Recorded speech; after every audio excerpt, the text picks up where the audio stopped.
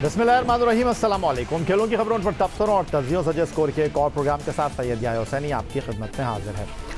आज के इस प्रोग्राम में हम पाकिस्तान क्रिकेट टीम के दौरा इंग्लैंड में पाकिस्तान क्रिकेट टीम के साबिक कप्तान मोहम्मद हफीज़ की शानदार कारकर्दगी और उसके साथ पाकिस्तान क्रिकेट के नए डोमेस्टिक सीज़न में सामने आने वाली तब्दीलियों पर गुफ्तगू करेंगे। पाकिस्तान क्रिकेट टीम ने दौरा इंग्लैंड का अख्ताम कामयाबी के साथ किया, लेकिन 2 माह से ज़्यादा तवील दौरे में ये वो वाहिद कामयाबी थी जो पाकिस्तान ने तीसरे T20 मैच में हासिल की। टेस्ट सीरीज़ के इब्तदाई मैच में पाकिस्तान को नाकामी का सामना करना पड़ा और फिर 2 टेस्ट मैच ड्रॉ हो गए। यूँ पाकिस्तान को 2010 के बाद इंग्लिश सरजमीन पर टेस्ट सीरीज़ में नाकामी का सामना करना पड़ा। टेस्ट सीरीज़ में कोई कामयाबी तो नहीं मिली, लेकिन T20 में भी पाकिस्तान क्रिकेट टीम ने सीरीज़ का आगाज़ शिकस्त के साथ किया। दोनों टीमों के दरमियान पहला मैच बारिश की नज़र हुआ तो दूसरा मैच इंग्लैंड ने जीता। सीरीज़ के आखिरी मैच में पाकिस्तान ने कामयाबी हासिल करके दौरा इंग्लैंड पर पहला मैच जीता। पाकिस्तान क्रिकेट टीम की गैर मुल्की सरजमीन पर मुसलसल नाकामियों के बाद कोच स्टाफ पर सबसे ज़्यादा तनकीद की जा रही है, ख़ासतौर पर हेड कोच और chief selector Misbah ul Haq, fast bowling coach वक़ार यूनुस, जिन्होंने 4 सितंबर 2019 को अपने ओहदे का चार्ज संभाला, लेकिन 1 साल मुकम्मल होने के बाद भी टीम की कारकर्दगी बेहतर होने के बजाय ख़राब होती दिखाई दे रही है। मिसबाह उल हक वक़ार यूनुस ने बतौर हेड कोच और बॉलिंग कोच 1 साल मुकम्मल कर लिया है। गुज़िश्ता 1 साल में टीम की कारकर्दगी इंतहाई मायूस कुन रही। मिसबाह उल हक के हेड कोच और चीफ सेलेक्टर बनने के बाद पाकिस्तान ने 8 टेस्ट मैच खेले। 8 टेस्ट मैचों में 2 जीते, 3 में नाकामी का सामना करना पड़ा और 3 टेस्ट मैच ड्रॉ हुए। लेकिन मिसबाह उल हक को 2 ओहदे देने वाले chairman Pakistan cricket board Ehsan Mani और chief executive Wasim Khan team की मुसलसल ख़राब कारकर्दगी पर खामोश है। मिसबाह उल हक ने जब चीफ सेलेक्टर और हेड कोच के ओहदे को संभाला तो Pakistan cricket team T20 ranking में नंबर 1 पोजीशन पर थी, लेकिन इस दौरान मुख्तसर फॉर्मेट में भी पाकिस्तान की कारकर्दगी मायूस कुन रही। पाकिस्तान ने 11 T20 मुकाबलों में सिर्फ 3 में कामयाबी हासिल की। 11 मैचों में पाकिस्तान टीम 6 में नाकामी से दोचाई है और 2 मैच बगैर नतीजा रहे। पाकिस्तान क्रिकेट टीम इस वक्त ICC की रैंकिंग में 4थी पोजीशन पर मौजूद है। अब सवाल यह है कि मिसबाह उल हक और वक़ार यूनुस पर भरोसा करके उन्हें जिम्मेदारियां देने वाले पाकिस्तान क्रिकेट बोर्ड के आला ओहदेदारान गुज़िश्ता 1 साल की कारकर्दगी पर कोचेस का एहतसाब करेंगे या फिर टीम में सिर्फ कप्तान और खिलाड़ियों की हद तक ही तब्दीलियां होती रहेंगी। प्रोग्राम में जनाब अपने आज के मेहमानों का तारुफ कराते चलें। हमारे साथ मौजूद हैं क्रिकेट के सिकंदर, former test fast bowler Sikandar Bakhsh sahab, खुशामदीद कहेंगे शो में आपको। और उनके साथ आज हमें स्टूडियो में ज्वाइन कर रहे हैं पाकिस्तान में स्पोर्ट्स सहाफ़त का एक बड़ा नाम मिर्ज़ा इकबाल बेग साहब को हम खुशामदीद कहेंगे। मिर्ज़ा इकबाल बेग साहब, शुरुआत गुफ्तगू की आप ही से कर लेता हूँ। पाकिस्तान क्रिकेट टीम की दौरा इंग्लैंड में कारकर्दगी सबके सामने और सवाल ये है कि क्या सिर्फ एक जीत पर ऑल इज़ वेल?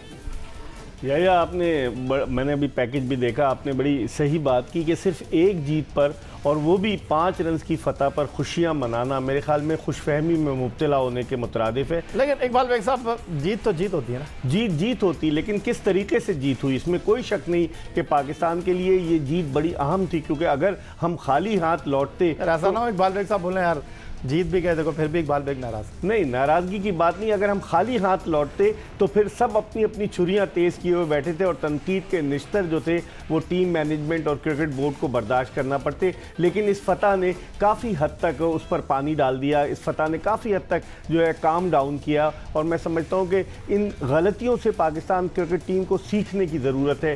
30 लोगों का दस्ता आप लेकर गए, आमिर को आप मिला लें तो 30 हो गए, 30 लेकर गए, 9 बगैर खेले वापस आ गए। आप काशिफ भट्टी को किस लिए लेकर गए थे? उसको ऑस्ट्रेलिया भी ले गए, उसे इंग्लैंड भी ले गए। इमरान खान सीनियर, उस्मान खान चिनवारी, फ़हीम अशरफ, कई नाम ऐसे थे जो गए और इंग्लैंड की सैर करके वापस आ गए। मैं समझता हूं कि इसके ओवरहॉलिंग की ज़रूरत है, इस पर गौर करने की ज़रूरत है, कहाँ गलतियां थी, कहाँ खामियां थी, क्योंकि आपने खुद बताया 2016 में पाकिस्तान इंग्लैंड में टेस्ट सीरीज़ बराबर करने में कामयाब हुआ, 2018 में पाकिस्तान ने टेस्ट सीरीज़ बराबर की और अब टेस्ट सीरीज़ हार गए। T20 जिसके हम एक ज़माने में चैम्पियन हुआ करते थे, उसको एक T20 हारे और दूसरा फिर बड़ी मुश्किल से जीते। तो बहुत सारी चीज़ों पर नज़र डालने की ज़रूरत है और इस पर यकीनन सोचना पड़ेगा पाकिस्तान क्रिकेट बोर्ड को और टीम मैनेजमेंट को। सिकंदर बख्श साहब, उम्मीद करते हैं आप नाराज़ नहीं होंगे क्योंकि आज मिर्ज़ा इकबाल बेग साहब हमारे मेहमान हैं, तो हमने कहा कि शुरुआत मिर्ज़ा इकबाल बेग साहब से कर लेते हैं। लेकिन आप चूँकि हमारे शराकतदार हैं, जियो न्यूज़ पर थ्रू आउट दिस सीरीज़ आप हमारे साथ मौजूद रहे, उसके अलावा जियो सुपर पर भी आप हमारे साथ हैं, तो आपने तो जो है बहुत सारी चीज़ों को देखा बारीक बीनी के साथ। लेकिन बहुत सारे क्रिकेटर क्रिकेट बोर्ड में चले गए हैं। सबसे पहले तो मैं ये जानना चाहूँगा कि आपने कोई CV भी दिया, आपको कोई कॉल आए, क्योंकि आप तो टिकट भी नहीं लेते? नहीं, मेरे ख्याल से मुझे पता है कि जो क्रिकेट बोर्ड की जॉब है जैसे इकबाल कासिम है, आपको जब मैं सेलेक्टर था मैंने भी 2 महीने और 40 या 2 महीने और 20 दिन के बाद मैंने भी छोड़ दिया था इसी तरह कि अपनी मर्ज़ी से उन्होंने लड़के भेज दिए थे। तो जिन लोग वो लोग मुझ जैसे लोग या इकबाल कासिम ने बड़ी हिम्मत की, बड़ी अच्छी बात है कि उनका एक असूल है कि जो वो बात कर रहे थे departmental cricket is very important. इन लोग इस वक्त PCB को पता नहीं, खैर PCB में जितने लोग मौजूद हैं उन सबको पता है कि डिपार्टमेंटल क्रिकेट कितनी इम्पॉर्टेंट है, मगर सिर्फ एक शख्स की अना पे जो कि सबसे बड़े हैं इस वक्त, पावरफुल हैं, उन्होंने कह दिया कि नहीं होगी तो उसके ऊपर सब चल पड़े हैं। मगर दिल के अंदर अगर किसी से भी आप पूछेंगे वो कहेंगे कि हाँ जी ये गलत हुआ है। तो मैंने कभी CV देने की कोशिश नहीं की, और इसलिए कि जो बात है वो मैं कभी काम नहीं कर सकता, बड़ा मुश्किल है मेरे लिए काम करना। अल्लाह ना करे मुझे कभी ज़रूरत पड़ जाए कि भाई मैं जाके उनसे बोलूँ कि मुझे कोई जॉब दे दें, अल्लाह ना करे। अदरवाइज़ मैं नहीं समझता कि मैं और वो एक साथ चल सकते हैं, मेरे इख्तलाफात बहुत होंगे। लेकिन बोर्ड से पेंशन तो लेते हैं आप? पेंशन तो मेरा वो एक राइट है, इसलिए कि वो मैं जो खेला हूँ उसके ऊपर वो एक उन्होंने पॉलिसी बनाई हुई है, उसमें जब वो आप 60 साल क्रॉस कर लेते हैं और उस हालात मतलब 60 की बात सबको मिलती है, तो उसमें मैं भी मतलब कह रहे हैं गंगा बह रही है, मैं भी हाथ धो रहा हूँ। ठीक है, मिलते हैं ब्रेक के बाद।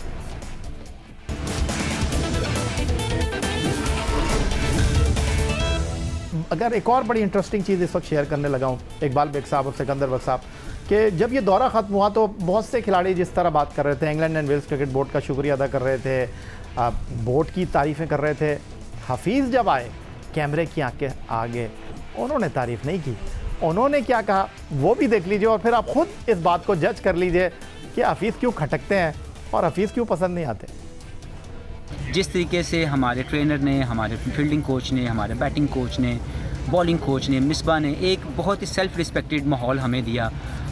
मैंने अपने कैरियर में इतना शानदार माहौल नहीं देखा, तो मैं उनका बहुत शुक्रिया अदा करता हूँ कि इस टूर के ऊपर उन्होंने मुझे और सारे लड़कों को वो माहौल दिया। वो हर चीज़ देने के लिए तैयार थे, हर तरह से हमें मदद कर रहे थे और हमने डिलीवर किया। लाइक हम अच्छी क्रिकेट खेले, फिनिश नहीं कर पा रहे थे, लेकिन इस मैच में फ़िनिश करके we are happy as a team. सारी टीम बहुत ज़्यादा जो है यूनाइटेड होकर इस मैच में खेली, मिल के खेली, प्लान के साथ खेली, क्योंकि हम लोगों ने आपस में जब डिस्कस किया, हम लोग बुरी क्रिकेट नहीं खेल रहे थे, लेकिन हम लोग फिनिश नहीं कर पा रहे थे। हम अच्छा खेल रहे थे।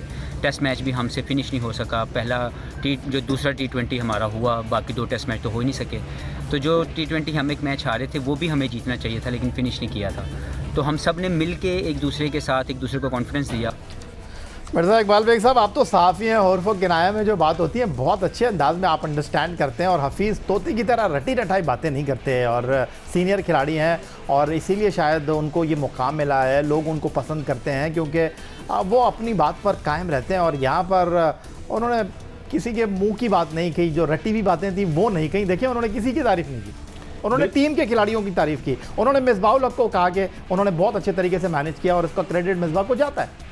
हाँ, उन्हें तारीफ़ करनी चाहिए थी चीफ़ एग्जीक्यूटिव की जिन्होंने इस दौरे का एहतमाम किया। उन्हें तारीफ़ करनी चाहिए थी एहसान मानी साहब की, जो टीम के साथ चार्टर्ड प्लेन में इंग्लैंड चले गए, वहीं मौजूद थे, छुट्टियां मना रहे थे। लेकिन हफीज़ का पाकिस्तान क्रिकेट बोर्ड के साथ जो एक जिसे कहते हैं खिंचाव, उसका अंदाज़ा आप इस बात से बखूबी लगा सकते हैं कि दौरे पर जाने से कबल और दौरे के दौरान पाकिस्तान क्रिकेट बोर्ड हफीज़ को मीडिया के सामने नहीं लेकर आया। हफीज़ इतनी अच्छी इंग्लिश बोलते हैं, शान मसूद आते थे, हफीज़ को क्यों नहीं लेकर आए मीडिया? इंग्लिश मीडिया के सामने भी नहीं लाए और पाकिस्तानी मीडिया के सामने भी नहीं लाए। हालांकि आप देखें बाबर आजम के कितने इंटरव्यू जाने से पहले वहाँ जाकर इंटरव्यूज़ कराए गए, हफीज़ का एक भी इंटरव्यू नहीं कराया गया, जिससे आप अंदाज़ा लगा सकते हैं कि पाकिस्तान क्रिकेट बोर्ड मोहम्मद हफीज़ से कितनी मोहब्बत करता है। और जिस तरह उन्होंने आपने दिखाया, जिस तरह उन्होंने या कहा, वो तो सबके सामने कि उन्होंने लगी लपटी बात नहीं की। ट्रेनर की तारीफ कौन करता है बेग साहब? ट्रेनर की कोई तारीफ करता है? तो उन्होंने मैसेज दिया है ना, इशारों कनाइयों में उन्होंने मैसेज दिया है कि मेरे लिए जो इम्पोर्टेंट लोग हैं वो ये लोग हैं, मेरे लिए वो इम्पोर्टेंट नहीं है जो दूर से डोरियां खींचते हैं। मेरे ख्याल में उन्होंने पैगाम दिया है। नहीं, मेरे ख्याल से एक और चीज़ उसमें ये भी है आप लोगों को, मेरे हिसाब से देखिए जिस एज के हिस्से में वो हैं और जितने एक्सपीरियंस वो हैं, उन्हें ट्रेनर की ज़्यादा ज़रूरत है to keep himself fit, rather than that कि कोई उन्हें ये बताए कि तुमने शॉट कैसे मारना है। जो ऑनेस्टली बात है, अब 40 साल की उम्र में पहुंच के इतने ज़्यादा क्रिकेट खेलने के बाद, कप्तान रहने के बाद, क्या उन्हें कोई समझाएगा कि आपने कैसे क्रिकेट खेलनी है? उन्हें सब पता है। जो अगर रिटायर होकर वो फॉरेन कोच भी बन सकते हैं पाकिस्तान टीम का, वो इतने एक्सपीरियंस हैं।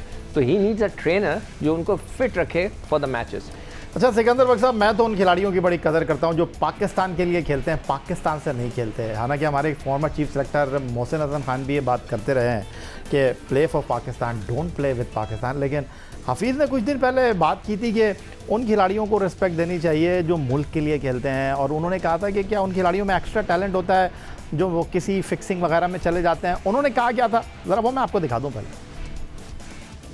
सबसे पहले ज़रूरी ये है कि स्टैंडर्ड सेट किए जाएँ, क्योंकि पाकिस्तान का जो प्राइड है वो अगर उसको कोई भी डैमेज करे, मेरा ये प्रिंसिपल स्टांस है, आज भी है, कल भी था और हमेशा रहेगा, कि इस प्राइड को जो डैमेज करे उसको दोबारा ये प्राइड नहीं मिलनी चाहिए। That's it, end of story, no matter what. खेलने का मौका मिलना चाहिए, कभी नहीं मिलना चाहिए।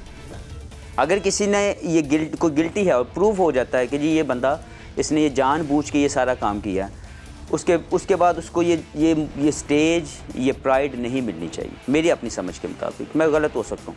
ये कह देना जी 2 साल में वो बंदा ठीक हो गया, वापस आ गया, तो आप स्टैंडर्ड क्या सेट कर रहे हैं? टैलेंट है क्या, या टैलेंट क्या चीज़ है? क्या ऑनेस्टी से 18 साल, 20 साल, 10 साल, 15 साल खेलना, इस मुल्क के लिए खिदमत करना, इस मुल्क का नाम रोशन करना, वो टैलेंट नहीं है? कि आपके ऊपर कोई कंट्रोवर्सी ना हो, आप इस मुल्क को इज़्ज़त के साथ रिप्रेजेंट करें, ये टैलेंट नहीं है? या वही टैलेंट रह गया हमारे समझ के मुताबिक? ये जो समझ है ना, मुझे इसकी समझ नहीं आई आज तक, कि जो बंदा गलत काम करता है वो एक्स्ट्रा टैलेंट क्यों होता है? वो जो एक्स्ट्रा टैलेंट है वो कौन सा है? तो हम किस टैलेंट के पीछे जा रहे हैं? तो मेरी समझ में स्टैंडर्ड सेट होने चाहिए, मेरी राय में स्टैंडर्ड सेट होने चाहिए। हमेशा पाकिस्तान की प्राइड प्रायोरिटी रहनी चाहिए, और जो भी इसको डैमेज करे at any cost, he should never get back into the field. Pakistan हमारा प्यारा मुल्क है, पाकिस्तान हमारी पहचान है, पाकिस्तान हमारी शान है, पाकिस्तान हमारी जान है। और हफीज़ कहते हैं कि उस खिलाड़ी को दोबारा मुल्क से खेलने का दोबारा मौका नहीं मिलना चाहिए जो ये एडमिट करे कि जी मैंने जानबूझ के कुछ हैंकी पैंकी की थी। सिकंदर बख्श साहब बहुत डायरेक्ट और इतना खुलकर उन्होंने कह दिया। 18 फरवरी 2020 को मेरे प्रोग्राम में आए थे, उन्होंने ये बात कही थी, तो ये भी छुप रहा है मुझे लग रहा है। मुझे लगता है, देखिए मेरे उनके ख्यालात बिल्कुल मिलते जुलते हैं, और हम उस बंदे को जो मुल्क बेच देता है उसको प्रमोट करते हैं। ये इंसल्ट है उन लोगों की जो अपने जानों के नजराने सरहद पे दे रहे हैं। तो ऐसे ऐसे गाने के आंखों से आंसू आ रहे हैं। अभी मैं बैठा मेकअप रूम में वो गाना सुन रहा था, मैं आंखों में मेरे आंसू आ रहे थे कि यार कि क्या लोग अपनी जानों के नजराने इस मुल्क के लिए दे रहे हैं, और हम उस शख्स को जिसने पाकिस्तान को बेच दिया फ़ख्र के साथ जेल में 6 महीने गुजार के आ गए, और हम उसको दोबारा कॉन्ट्रैक्ट देते हैं। और मैं उन सारी कंपनियों को मैं कहता हूं, आप लोगों को शर्म आनी चाहिए कि आप अपना प्रोडक्ट उस शख्स से बिकवाते हैं जिसने मुल्क को बेचा है। ये बेचारे जो लोग अपनी जानों के नजराने देख के अपने मुल्क के खातिर आ गए हैं, क्या उनकी कोई इज्जत नहीं रही?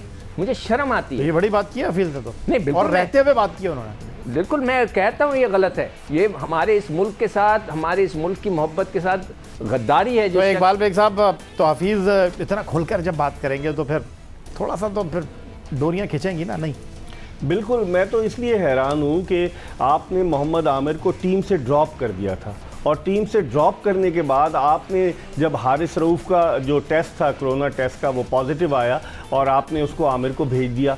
समझ में नहीं आता पॉलिसी क्या है। हम लोग हीरो बनाते हैं, और फिर उसके बाद आपने देखा जो T20 था, दूसरा T20, उसमें किस तरीके से वो अनफिट हो गए। तो आखिर हम चले हुए कारतूसों को क्यों आजमाते हैं? और उन लोगों को जो इस मुल्क की इज्जत और वक़ार के साथ खेलते हैं, मैं बिल्कुल सिकंदर बख्श से इत्तफाक करता हूँ कि उन लोगों को तो वापसी का, और हफीज़ ने भी कहा, उनको तो वापस आने का मौका ही नहीं देना चाहिए। आप ये कहते हैं बच्चा था, बच्चे से गलती हो गई, तो इसका मतलब है आप जो नौजवान क्रिकेटर्स हैं पाकिस्तान में क्रिकेट खेल रहे हैं, जो धूप में जाकर अपना पसीना बहाते हैं, जिनकी आंखों में ख्वाब होते हैं कि पाकिस्तान की सब जिलाली कैप अपने सर पर सजाएं, आप उनको क्या पैगाम दे रहे हैं कि आप कुछ करेंगे, आप वापस आ जाएंगे, आपको हीरो बनाएंगे और हीरो बन के आप टीम में वापस लेकिन आएंगे? ये सारी बातें अपनी जगह इकबाल बेग साहब, लेकिन हम कौन सा हीरो बना रहे हैं? मुझे आप ये तो बता दें, क्या यूनुस खान जिस तरह गए हैं पाकिस्तान के लिए 10,000 रन बनाने वाले खिलाड़ी, क्या उनको हमने सही तरीके से निकाला? शाहिद आफरीदी को एक फेयरवेल मैच हम नहीं दे सके। इंजमामुल हक, मैं उस बहस में नहीं जाऊंगा, वो एक मैच खेले, कहा गया कि जी उन्होंने बोर्ड से पैसे लेकर अब रिटायरमेंट दी, वो एक अलग कहानी है। लेकिन क्या हम अपने सीनियर खिलाड़ियों को अच्छे तरीके से स्टैंडिंग एनोवेशन में टाटा बाय बाय कहें, उनके साथ बैठकर बात करें कमरे में, यार आप कितने दिन खेलना चाहते हैं, देखिए हम आपको इस सीरीज़ तक लेकर जाना चाहते हैं, ये नहीं हो सकता इकबाल बेग साहब? ये पाकिस्तान क्रिकेट की रिवायत है। या अगर आप पीछे चले जाएं, कराची टेस्ट 1969 में न्यूजीलैंड के खिलाफ 3 भाई एक साथ खेले, हनीफ मोहम्मद, सादिक मोहम्मद, मुश्ताक मोहम्मद, और उस वक्त अब्दुल हफीज़ कारदार ने क्लियर ये मैसेज दे दिया हनीफ मोहम्मद को कि आप जो हैं अब नहीं खेल सकते, 3 भाई एक साथ नहीं खेलेंगे आइंदा, और हनीफ मोहम्मद चले गए। ज़हीर अब्बास की प्रेस कॉन्फ्रेंस मैंने खुद देखी नेशनल स्टेडियम कराची में। वो चाहते थे कि कराची में जहाँ से उन्होंने अपना करियर शुरू किया था अपना आखिरी टेस्ट मैच खेलें, लेकिन 1985 में श्रीलंका के खिलाफ सियालकोट टेस्ट उनके करियर का आखिरी टेस्ट साबित हुआ। मोहम्मद हफीज़ लोगों की जो है वो सबसे फर्स्ट चॉइस बने हुए हैं अपनी कारकर्दगी की वजह से, और लोगों ने हफीज़ के बारे में क्या कहा ज़रा वो भी देख लेते हैं।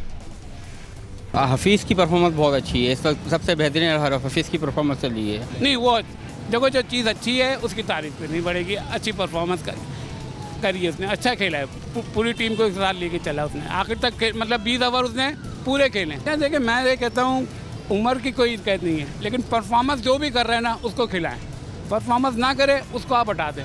रमीज़ साहब भाई उनके एक्सपीरियंस का क्या कहना, इससे कोई इख्तलाफ नहीं है, लेकिन जब एक बंदा परफॉर्मेंस दे रहा है तो उसको खेलना चाहिए। यार हफीज़ की परफॉर्मेंस देखो है तो अच्छी, लेकिन कंटिन्यू ऐसी रहे, जब तक वो ऐसे ही लेके चलते रहेंगे तो अच्छा है। बीच में उनका गैप ऐसा आता है कि बिल्कुल ही ख़त्म हो जाता है। मोहम्मद हफीज़ टू गुड, बहुत अच्छा परफॉर्म किया इन्होंने, ओल्ड इज़ गोल्ड, और एक्सपेक्टेशंस उनसे बड़ी थी, ज़्यादा थी, इसलिए कि सीनियर प्लेयर थे, शोएब मलिक हो गए, मोहम्मद हफीज़ हो गए, तो अच्छा परफॉर्म किया उन्होंने एज अ सीनियर प्लेयर, उन्होंने प्रूव किया कि वो सीनियर हैं। नहीं, एज को लेके मैं नहीं समझता कि कोई एज ज़्यादा मैटर करती है क्रिकेट के ऊपर, आपकी फ़िटनेस होनी चाहिए, तो ये मैं नहीं समझता कि कोई एज का फ़र्क पड़ता है इस पर। आपकी फ़िटनेस अच्छी है तो डेफिनेटली उनको कंसिडर करना चाहिए। मोहम्मद हफीज़ ने प्रूव किया है कि एक्सपीरियंस का कोई मोल नहीं होता, उन्होंने अच्छी परफॉर्मेंस दी है, और अगर वो इसी तरह कंटिन्यू करते हैं तो ये वर्ल्ड कप में पाकिस्तान के लिए बहुत बेहतर रहेगा। मोहम्मद हफीज़ पर तनकीद वो वैसे करता हूँ, मोहम्मद हफीज़ शुरू से परफॉर्मेंस देता हुआ आ रहा है, 2 मैच 3 मैच बाद कमबैक करके देता है वो हमेशा, अपनी बॉलिंग से, अपनी बैटिंग से, अपनी फील्डिंग से वो हमेशा देता है, तो उस पर तनकीद तो खैर बिला वजह की तनकीद समझता हूँ मैं अपनी नज़र में। तो हफीज़ आपसे लोग प्यार करते हैं, आपकी परफॉर्मेंस को सराहते हैं, और हम आपके लिए दुआ गो हैं कि आप इसी तरह उम्दा कारकर्दगी का मुजाहरा करते रहें और टीम पाकिस्तान की जीत में किरदार अदा करते रहें। बहुत शुक्रिया आपका मिर्ज़ा इकबाल बेग साहब, बहुत शुक्रिया आपका सिकंदर बख्श साहब। आज का ये प्रोग्राम आपको कैसा लगा? ट्विटर पर आप मुझे फॉलो कर सकते हैं, फेसबुक पर हमारा पेज score.geo न्यूज़, जहाँ जाकर आप इस प्रोग्राम की क्लिप्स एक बार फिर देख सकते हैं, और आप हमें ईमेल कर सकते हैं score@geo.tv पर अपनी आरा से हमें आगाह कर सकते हैं। इस दुआ, इस उम्मीद, इस तवक्को के साथ कि पाकिस्तान में खेल और खिलाड़ी तरक्की करते हैं, सैयद यार हुसैनी को स्कोर की पूरी टीम के साथ अगले प्रोग्राम तक के लिए इजाज़त दीजिए। अल्लाह हाफ़िज़।